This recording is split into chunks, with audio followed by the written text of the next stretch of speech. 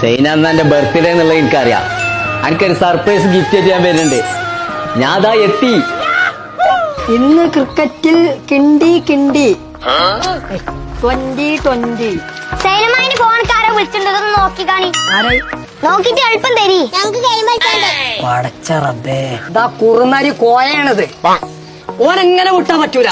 ഓന് 28 പണി കൊടുക്കണം. ഞാൻ പറയണ എല്ലാരും ശ്രദ്ധിച്ച് കേൾക്കും.